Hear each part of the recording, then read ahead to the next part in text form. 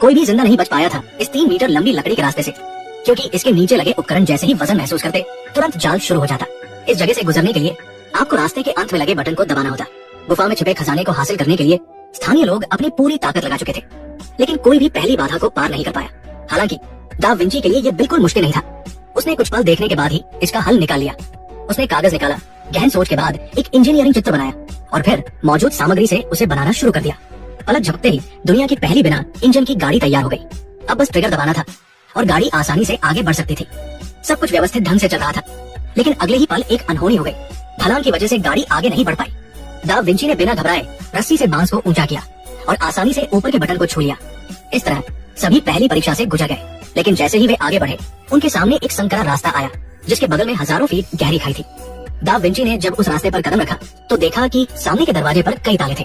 उसे तुरंत समझ आया कि स्थानीय रानी की चाबी ही इस पहेली का जवाब है। उसने चाबी डाली और घुमाई, लेकिन पत्थर की दीवार से पानी रिसने लगा और नीचे का पत्थर पीछे खिसकने लगा। इस भयानक दृश्य को देखकर दा विंची को एहसास हुआ कि उसने गलत ताला चुना। ध्यान से देखने के बाद उसने सूरज के चिन्ह वाला ताला चुना, लेकिन पत्थर का पुल न केवल रुका नहीं बल्कि और तेजी से खिसकने लगा। संकट के समय उसे पता चला कि तालों पर लिखी संख्याएं अभाज्य थी और उनका योग बताता था कि एक और छिपा ताला होना चाहिए।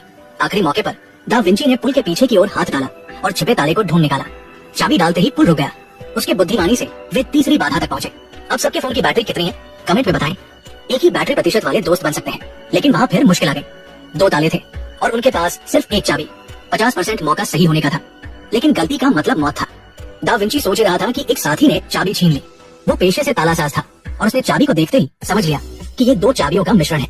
दोनों चाबियां तालों में डाली, लेकिन दरवाजा नहीं खुला। ये अजीब स्थिति देखकर दा विंची परेशान हुआ। कई कोशिशों के बाद भी कुछ नहीं बदला। तभी पीछे से आने वाली रोशनी में कुछ असामान्य दिखा। दा विंची को एक साहसिक विचार आया।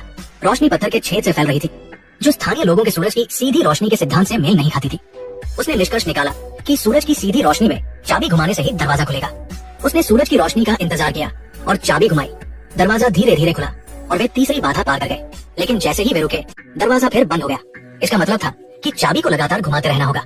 मजबूरी में उन्होंने 2 साथियों को वहाँ छोड़ा और दा विंची की टीम आगे बढ़ी। जल्द ही वे एक छोटी गुफा में पहुंचे जहाँ से रोशनी दिख रही थी। रास्ते के अंत में वे पहाड़ की कमर पर थे, जहाँ नीचे भयानक गहराई थी। बिना पंखों के भागना असंभव था, लेकिन ये दा विंची को रोक नहीं सका। स्थानीय लोगों के पीछा करने से पहले उसने पैराशूट बना लिया। सभी ने छलांग लगाई और इस खतरनाक जगह से बच निकले।